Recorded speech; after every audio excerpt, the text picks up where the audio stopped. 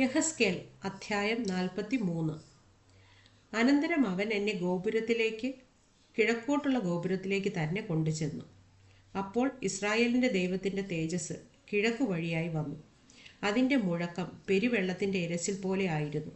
ഭൂമി അവൻ്റെ തേജസ് കൊണ്ട് പ്രകാശിച്ചു. ഇത് ഞാൻ കണ്ട ദർശനം പോലെ ആയിരുന്നു. നഗരത്തെ നശിപ്പിപ്പാൻ ഞാൻ വന്നപ്പോൾ കണ്ട ദർശനം പോലെ തന്നെ. ഈ ദർശനങ്ങൾ കേബാർ നദീതീരത്ത് വച്ച് ഞാൻ കണ്ട ദർശനം പോലെ ആയിരുന്നു. അപ്പോൾ ഞാൻ കവിണ്ണു വീണു. യഹോവയുടെ തേജസ് കിഴക്കോട്ട് ദർശനമുള്ള ഗോപുരത്തിൽ കൂടി ആലയത്തിലേക്ക് പ്രവേശിച്ചു. ആത്മാവ് എന്നെ എടുത്ത് അകത്തെ പ്രാകാരത്തിലേക്ക് കൊണ്ടുചെന്നു. യഹോവയുടെ തേജസ് ആലയത്തെ നിറച്ചിരുന്നു. ആ പുരുഷൻ എൻ്റെ അടുക്കൽ നിൽക്കുമ്പോൾ ആലയത്തിൽ നിന്ന് ഒരുത്തൻ എന്നോട് സംസാരിക്കുന്നത് ഞാൻ കേട്ടു.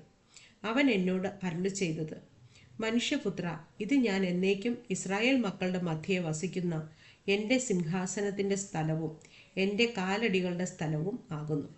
ഇസ്രായേൽ ഗൃഹമെങ്കിലും അവരുടെ രാജാക്കന്മാരെങ്കിലും തങ്ങളുടെ പരസംഗം കൊണ്ടും പൂജാഗിരികളിലെ തങ്ങളുടെ രാജാക്കന്മാരുടെ ശവങ്ങൾ കൊണ്ടും എനിക്കും അവർക്കുമിടയിൽ ഒരു ചുവർ മാത്രം ഉണ്ടായിരിക്കത്തക്കവണ്ണം തങ്ങളുടെ ഉമ്മരപ്പടി എൻ്റെ ഉമ്മരപ്പടിയും തങ്ങളുടെ കട്ടള എൻ്റെ കട്ടളയും ആക്കുന്നത് കൊണ്ടും എൻ്റെ വിശുദ്ധ നാമത്തെ ഇനി അശുദ്ധമാക്കേണ്ടതല്ല. അവർ ചെയ്ത മ്ലേച്ഛതകളാൽ അവർ എൻ്റെ വിശുദ്ധ നാമത്തെ അശുദ്ധമാക്കിയിരിക്കുന്നു. അതുകൊണ്ട് ഞാൻ എൻ്റെ കോപത്തിൽ അവരെ നശിപ്പിച്ചു. ഇപ്പോൾ അവർ തങ്ങളുടെ പരസംഗവും രാജാക്കന്മാരുടെ ശവങ്ങളും എങ്കിൽ നിന്ന് ദൂരത്താക്കി കളയട്ടെ. എന്നാൽ ഞാൻ അവരുടെ മധ്യേ എന്നേക്കും വസിക്കും. മനുഷ്യപുത്ര, ഇസ്രായേൽ ഗൃഹം തങ്ങളുടെ അകൃത്യങ്ങളെക്കുറിച്ച് ലജ്ജിക്കേണ്ടതിന് നീ ഈ ആലയം അവരെ കാണിക്കാം. അവർ അതിൻ്റെ മാതൃക അളക്കട്ടെ. അവർ ചെയ്ത സകലത്തെയും കുറിച്ച് അവർ ലജ്ജിച്ചാൽ നീ ആലയത്തിൻ്റെ ആകൃതിയും വിധാനവും പുറപ്പാടുകളും പ്രവേശനങ്ങളും അതിൻ്റെ ആകൃതിയൊക്കെയും സകല വ്യവസ്ഥകളും അതിൻ്റെ രൂപമൊക്കെയും അതിൻ്റെ സകല നിയമങ്ങളും അവരെ അറിയിച്ച് അവർ അതിൻ്റെ എല്ലാ ചട്ടങ്ങളും വ്യവസ്ഥകളും പ്രമാണിച്ച് അനുഷ്ഠിക്കേണ്ടതിന് അതിനെ ഒക്കെയും അവർ കാൺകെ എഴുതി വയ്ക്കുക. ഇതാകുന്നു ആലയത്തെക്കുറിച്ചുള്ള പ്രമാണം. പർവ്വതത്തിൻ്റെ മുകളിൽ അതിൻ്റെ അതിർത്തിക്കകമെല്ലാം അതിവിശുദ്ധമായിരിക്കണം. അതെ, ഇതാകുന്നു ആലയത്തെക്കുറിച്ചുള്ള പ്രമാണം. മുഴപ്രകാരം യാഗപീഠത്തിൻ്റെ അളവ് ആവിത്: മുഴം ഒന്നിന് 1 മുഴവും 4 വിരലും. ചുവട് 1 മുഴം, വീതി 1 മുഴം. അതിൻ്റെ അകത്ത് ചുറ്റുമുള്ള വക്ക് 1 ചാൺ.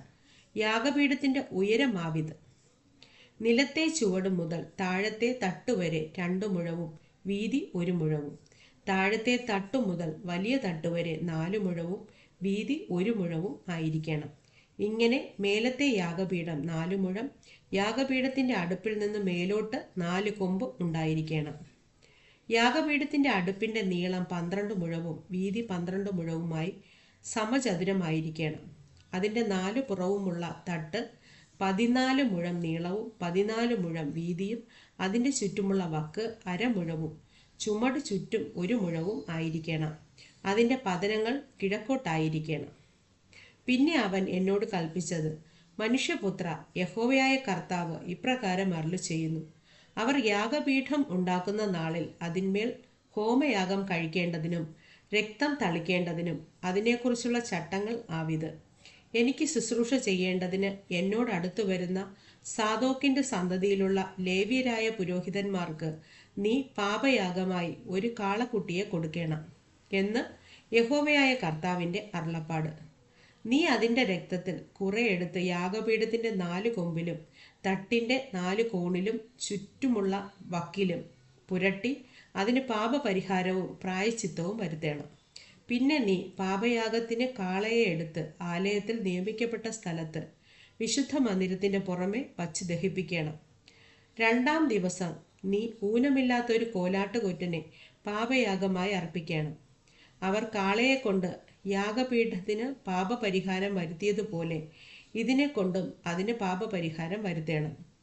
അതിന് പാപപരിഹാരം വരുത്തി തീർന്ന ശേഷം നീ ഊനമില്ലാത്തൊരു കാളക്കുട്ടിയെയും ആട്ടിൻകൂട്ടത്തിൽ നിന്ന് ഊനമില്ലാത്തൊരു ആട്ടുകൊറ്റനെയും അർപ്പിക്കണം. നീ അവയെ യഹോവയുടെ സന്നിധിയിൽ കൊണ്ടുവരണം. പുരോഹിതന്മാർ അവയുടെ മേൽ ഉപ്പ് വിതറിയ ശേഷം അവയെ യഹോവയ്ക്ക് ഹോമയാഗമായി അർപ്പിക്കണം. 7 ദിവസം നീ ദിനം പ്രതി പാപയാഗമായി ഓരോ കോലാടിനെ അർപ്പിക്കണം. അവർ ഊനമില്ലാത്തൊരു കാളക്കുട്ടിയെയും ആട്ടിൻകൂട്ടത്തിൽ നിന്ന് ഒരു ആട്ടുകൊറ്റനെയും അർപ്പിക്കണം. അങ്ങനെ അവർ 7 ദിവസം യാഗപീഠത്തിന് പ്രായശ്ചിത്തം വരുത്തിയും അതിനെ നിർമ്മലീകരിച്ചും കൊണ്ട് പ്രതിഷ്ഠ കഴിക്കണം.